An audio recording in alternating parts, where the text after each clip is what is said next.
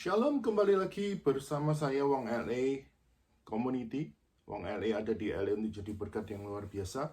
Hari ini kita berada di dalam masa yang spesial, hari yang spesial karena di mana hari kematian Tuhan Yesus, di mana dirayakan di seluruh dunia tentang Jumat Agung, di mana Tuhan Yesus mati di kayu salib dan membangkitkan di hari yang ketiga.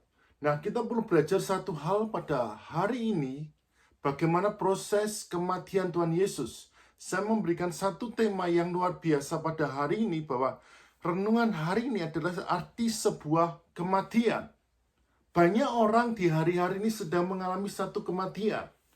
Puluhan ribu orang mati dalam dunia ini hanya dengan satu virus, coronavirus.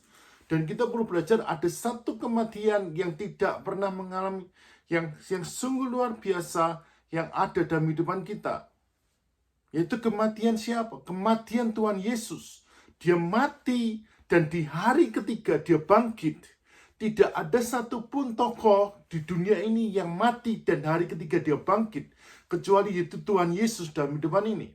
Nah, kita perlu belajar kenapa arti dari sebuah kematian yang Tuhan Yesus alami dalam kehidupan kita, sehingga bisa mengalami satu terobosan besar dalam kehidupan kita, dan kita boleh diberkati Tuhan melalui kematian Tuhan Yesus, dan kita mengalami satu terobosan yang luar biasa dalam kehidupan ini. Saya ingin ngajak belajar sama-sama di dalam Matius 26 ayat 36 sampai yang ke-46.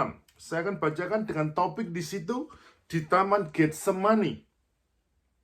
Maka sampailah Yesus bersama-sama murid-muridnya di suatu tempat yang bernama Getsemani. Lalu ia berkata kepada murid-muridnya, "Duduklah di sini, sementara aku pergi ke sana untuk berdoa." Dan ia membawa Petrus dan kedua anaknya Zebedeus sertanya. Maka mulailah ia merasa sedih dan gentar. Lalu katanya kepada mereka, "Hatiku sangat sedih, seperti memati rasanya. Tinggallah di sini dan berjaga-jagalah dengan aku." Maka ia maju sedikit, lalu sujud dan berdoa. Katanya, "Ya Bapakku, jikalau sekiranya mungkin, biarlah cawan ini lalu daripadaku, tetapi janganlah seperti yang kau kehendaki, melainkan seperti yang engkau kehendaki." Setelah itu ia kembali kepada murid-muridnya itu dan mendapati mereka sedang tidur. Dan ia berkata kepada Petrus, "Tidakkah kamu sanggup berjaga-jaga 1 jam dengan aku? Berjaga-jagalah dan berdoalah, supaya kamu jangan jatuh dalam pencobaan. Roh memang penurut, tapi daging itu lemah." Lalu ia pergi untuk kedua kalinya dan berdoa kepadanya, "Ya Bapakku, jikalau cawan ini tidak mungkin lalu, kecuali apabila aku meminumnya, jadilah kehendakmu." Dan ketika ia kembali pula, ia mendapati mereka sedang tidur, sebab mata mereka sudah berat.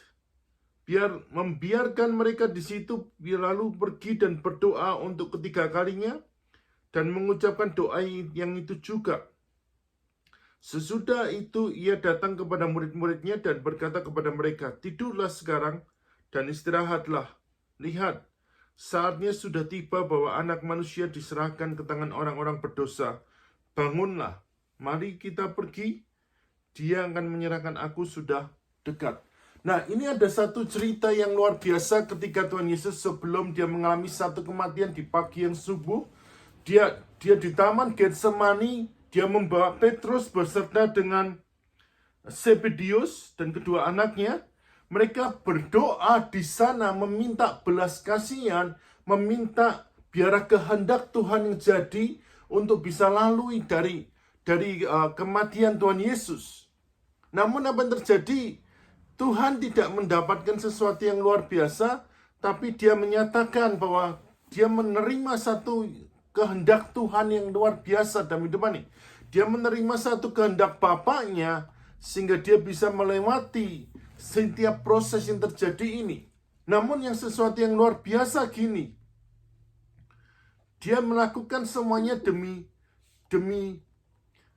Bapaknya. Dia melakukan bahwa dia siap mendapatkan hukuman yang berat karena dia tahu ada Bapaknya yang menyertai setiap langkah di depan dia, sehingga dia boleh mengalami satu terobosan yang luar biasa. Nah, pada waktu itu Yesus bersama murid-muridnya mengalami satu masa ketakutan.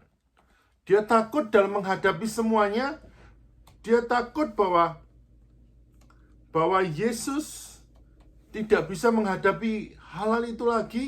Namun dia melepaskan sesuatu yang sangat luar biasa, bahwa dia yakin bahwa dia bisa mengalami satu kemenangan karena Tuhan yang sanggup kerjakan yang terbaik, karena dia berikan sesuatu yang luar biasa dalam depan ini. Nah, arti sebuah kematian, ini ada sebuah kematian yang sangat berharga, yang tidak pernah orang lain alami. Karena apa? Karena dia mati di hari ketiga dia bangkit. Dan dia menyatakan kemurahannya Tuhan yang besar. Dan membuktikan kepada seluruh dunia bahwa Yesus yang dia sembah, Yesus yang hidup, Yesus yang luar biasa. Nah, arti yang pertama gini. Saya mau bertanya gini. Tuhan Yesus pada waktu mati umur berapa? Masih muda, 33 tahun. Kalau kita lihat perjalanan Tuhan Yesus, dari dia umur kecil sampai umur 30 tahun. 30 tahun dia sertai, 33 tahun dia sertai, dan luar biasa. Perjalanannya bagaimana? Waktu dia kecil, dia di bait Allah, dia sudah bisa ngajar. Setelah itu dia membuat banyak mujizat, menyembuhkan orang, membangkitkan orang mati. Semuanya dia lakukan. Namun apa yang terjadi di usia 33 tahun? Dia mati menyerahkan nyawanya untuk penebusan dosa manusia. Sekarang saya mau bertanya gini. Di usia 33 tahun, kalau kita lihat hidupan kita boleh menjadi contoh yang luar biasa. Gini, apakah hidupan kita di masa itu, kalau kita di masa untuk diberhadapkan kematian, apakah kita bisa berkata, aku mau?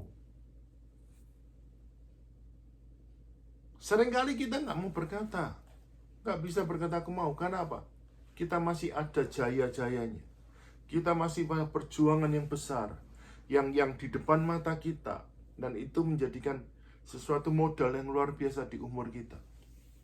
Seringkali kita berkata gini, mana mau aku usia 33 tahun diserahkan buat mati. Karena aku masih mempunyai mimpi. Aku mau jadi keluarga yang luar biasa. Aku mau punya anak. Aku mempunyai masa depan. Aku mempunyai pekerjaan yang bagus. Aku mempunyai segalanya dalam mimpi kita di usia 33 tahun. Sama dengan halnya Yesus. Karena Yesus membuat 33 tahun, membuat banyak mujizat, dan semua orang disembuhkan oleh Tuhan. Namun kenapa dia mau mati di kayu salib?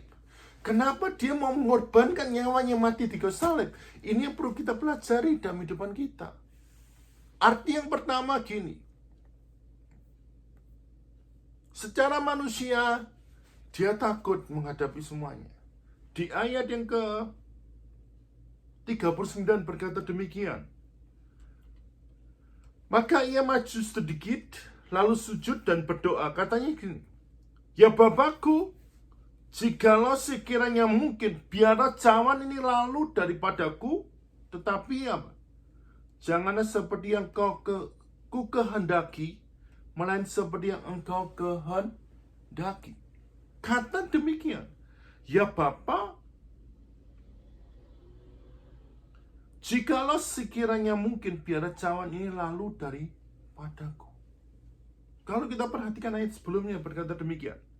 Lalu katanya kepada mereka, hatiku sangat sedih, seperti mau mati rasanya. Tinggallah di sini dan berjaga-jagalah dengan aku. Kalau kita melihat satu kalimat ini, kita membuat satu hal yang luar biasa gini. Dia mau melepaskan egonya. Dia mau melepaskan egoisnya. Kalau boleh dibilang, dia banyak membuat mujizat. Dia banyak menyembuhkan orang. Dia banyak membangkitkan orang mati. Dia banyak mengajar dan lain sebagainya. Kenapa dia mau mati di kayu salib pada usia 33 tahun? Ternyata jawabannya apa? Karena dia mau melepaskan egonya. Dia mau melepaskan semuanya dan dia menyerahkan sepenuhnya kepada Bapaknya. Karena Tuhanlah yang punya dalam kehidupan dia. Karena Tuhanlah yang menyertai setiap langkah dalam kehidupan dia. Nah, sudahkah kita menyerahkan egonya kita kepada Tuhan dalam kehidupan kita? Dengan kematian Tuhan Yesus di kayu salib, dia membuktikan bahwa dia mau melepaskan egonya demi Bapaknya dalam kehidupan kita. Dia mau melepaskan semuanya demi Tuhan dalam kehidupan kita. Dia mau melepaskan semuanya dengan kematian Tuhan Yesus di kayu salib. Nah, sekarang ada pertanyaan dalam kehidupan kita. Sadar gak kita? Sudahkah kita melepaskan egoisnya kita? Dengan kematian Tuhan Yesus di kayu salib, mari kita belajar melepaskan keegoisan kita. Tapi kita belajar apa? Melayani orang lebih luar biasa lagi. Tidak mementingkan diri kita sendiri, tapi pentingkan pekerjaan Tuhan lebih besar. Karena ketika kita mementingkan pekerjaan Tuhan lebih besar, kasih dan anugerah Tuhan sangat besar dalam kehidupan kita. Yang akan membawa kita tahu rencana Tuhan yang besar dalam kehidupan ini. Yang kedua yang perlu kita belajar dalam kematian Tuhan Yesus. Di ayat yang ke-42 berkata demikian. Lalu ia pergi untuk kedua kalinya dan berdoa kepadanya, "Ya Bapakku, jikalau cawan ini tidak mungkin lalu, kecuali apabila aku meminumnya, jadilah kehendak-Mu." Kata jadilah kehendak-Mu mengandung satu hal yang luar biasa, bahwa Tuhan ingin biar kehendak Bapaknya yang terjadi dalam kehidupan dia. Bukan kehendaknya dia sendiri, tapi kehendaknya Tuhan. Dia menyerahkan nyawanya bagi siapa? Bagi Bapaknya. Dia relakan mati di kayu salib demi kehendaknya Bapaknya. Dia relakan mati di kayu salib demi kehendaknya Tuhannya yang menyertai dalam kehidupan dia. Nah, sudahkah kita tahu bahwa hidup kita bukan milik kita lagi, tapi hidup kita harus serahkan nyawa kita kepada Tuhan. Karena Tuhan yang akan menyertai setiap langkah hidup ini. Dengan kematian Tuhan Yesus, sudahkah kita menyerahkan setiap langkah kehidupan kita demi Tuhan dalam kehidupan kita? Sudahkah kita menyerahkan nyawa kita bagi Bapaknya kita? Biar kita belajar melalui hari ini. Dua hal ini menjadi rema dalam kehidupan kita. Untuk kita tahu arti dari kematian yang sesungguhnya. Biar melalui renungan singkat malam hari ini, kita boleh belajar tentang arti dari sebuah kematian yang boleh membangkitkan kita, dan kita percaya di hari yang ketiga kita bisa menyatakan kemurahan Tuhan yang besar dalam kehidupan ini. Tuhan Yesus memberkati. Selamat hari Jumat Agung, dan Tuhan Yesus menjamah dan memberkati kita semua. Tuhan Yesus memberkati.